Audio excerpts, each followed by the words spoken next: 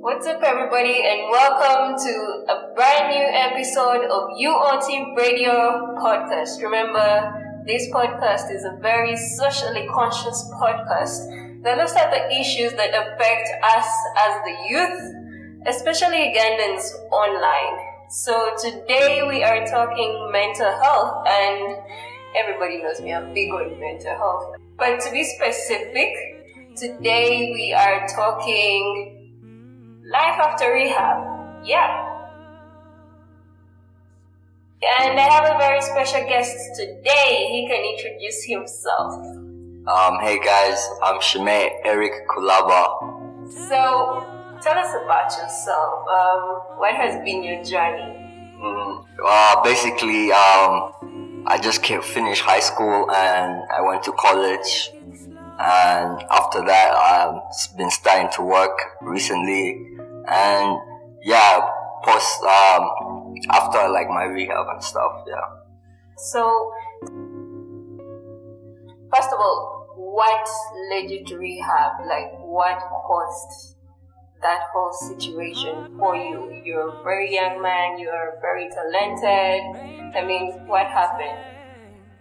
So basically, with my rehab, I was taking like certain steps forward in life, and I would always like have this moment where it's like a bad lapse of judgment or something, and I'll end up coming back to zero again. For example, I would be getting like high and stuff and losing whatever I had on me, and yeah. Okay, so just to be specific, high on what exactly? Would you be open to telling us? Basically, I've done almost everything you could think of, from psychedelics like acid, LSD, marijuana, weed, which is not really a psychedelic, but alcohol, cigarettes, like pretty much I've done everything, like, yeah. Before you reached that point of going to rehab, what was your view on mental health? Actually, like, I took myself to rehab, but I actually never thought I would end up there. But pretty much I started having like mental issues, and I was using drugs and stuff to run away from my problems and all that. So going to rehab, I didn't see it happening, but I actually really recommend that if you're going through like something, don't go like through it yourself, and always seek help and yeah. I know a bunch of people, especially my age bracket, your age. We're always trying to run away from things. We're trying to look so strong in front of people, and we often forget that even like sometimes people actually care about us. We just have to be open with them with whatever we're going through. And yeah, I totally get that. Okay, so what was life like in rehab? Rehab for me at first, it felt a bit weird. It felt like, man, I'm away from home and I'm just with new people and doctors, therapists, and fellow like people in the rehab. And I met a lot of people in rehab, like they have actually been meeting like outside rehab. They're like professionals, they're like professors, lawyers. Yes, I really did meet quite a lot of people, but life in rehab is more like it's more to yourself. It's a time to like just improve, think about your life and the direction you want to take in life. And certainly for me, the rehab experience was good for me, and it was much needed for me. You said something very interesting. Yeah, indeed. I think we all need to sit sometimes alone and just think about what we're going through, but not too much. Discuss with someone. Fill up your head with a lot of ideas. And you've also mentioned professors and lawyers. I think people out there need to understand that mental health depreciation is something in your mental health can happen to anyone, regardless of whatever age you are, regardless of whatever your profession is. I feel like we need to work together on this than try and point fingers that, hey, you know what, the kids are doing this, the kids are spoiled. But I mean, even grown-ups out there that might be listening in, I think if you find that there is something you don't really feel okay, do talk to someone, reach out to there's some psychologists, counselors. I mean, just talk to someone. You never know. I mean, you might be going through something and it might be more serious than you think. Do not downplay your mental health. Like, are you the one who decides to leave rehab, or there are like a couple of things you have to do before they say, you know what, you're ready to get back into the world? So the thing with rehab is once you enter those doors and whoever signs you over, you are stuck there until the doctors, the therapists, the psychiatrists can see that you are able to get back into like outside world and you're ready for it.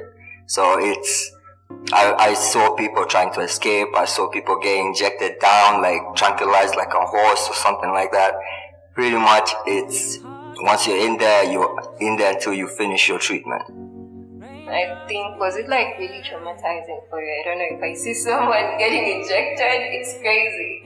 Yes, it was really traumatizing in some way, like just the force they would use on some people, like you'd be like, geez, like imagine getting injected while you're flexing your muscles, like that really, it leaves us a mark, literally. So yeah, it was really traumatizing. Yeah. How long does it take for like all the drugs to leave your system, and you probably go through some withdrawal? What does that experience like? So basically, it takes like a good 1 month if you've not been doing like a whole lot of stuff. But if you've been doing a whole lot of stuff, it could take quite a while to flush it out. So they'll be giving you meds that have side effects, like from lightheadedness, dizziness,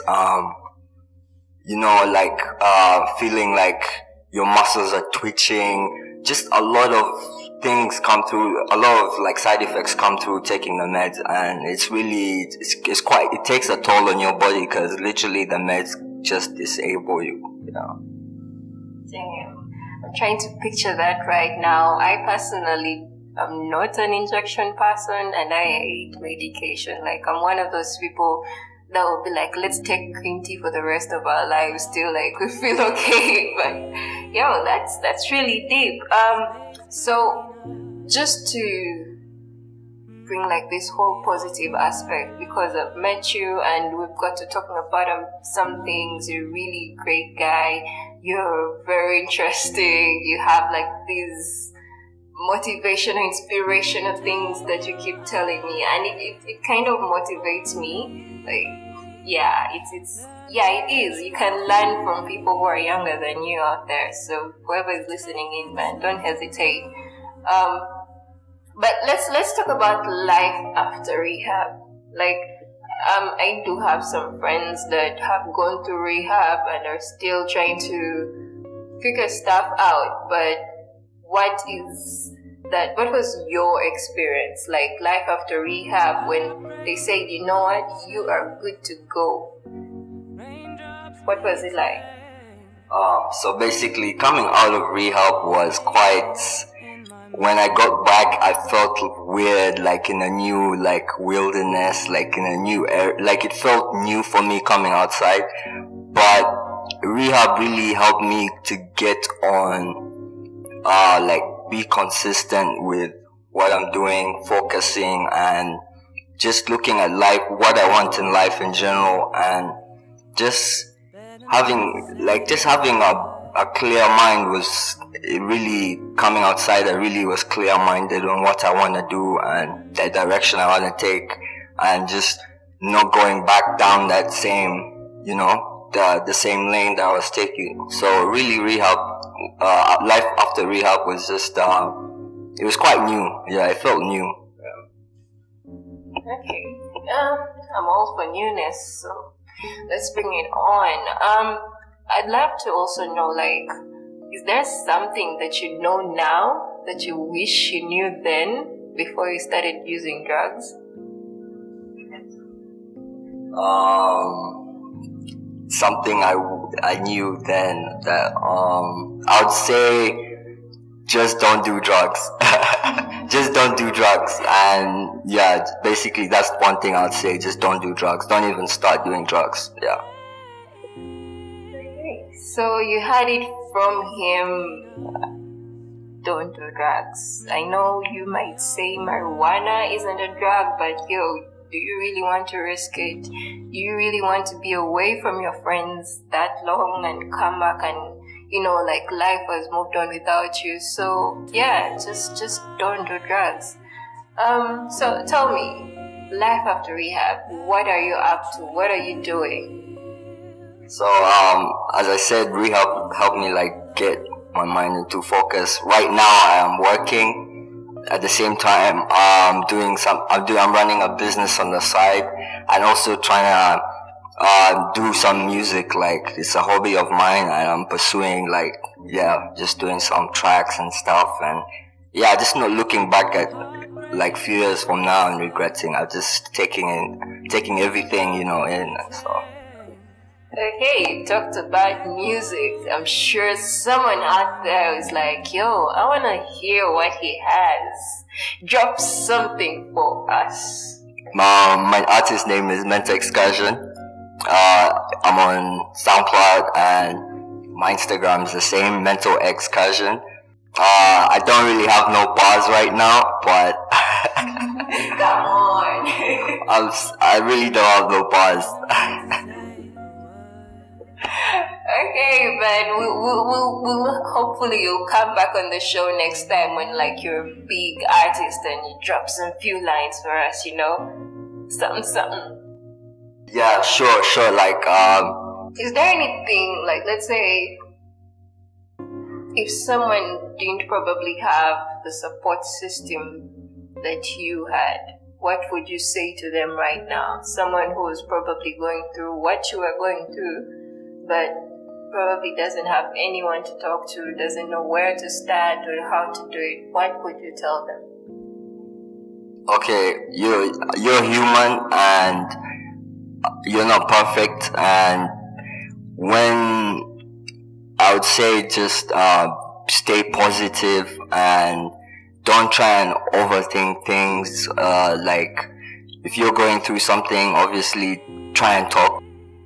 Don't go through it by yourself. It's always good to get out that toxic energy or vibes out of the way, because what you could do, it could end up going down like a bad place and stuff. So I would tell just people try and stay positive, and yeah, just for example, I use a lot of meditation and just staying spiritual, reading my Bible and stuff like that. Just small things like that can really help you, just change the energy around you, Yeah. Okay, I can't say anything on top of that. So where can people find you? How can people follow you, get to know you, probably ask you a few questions?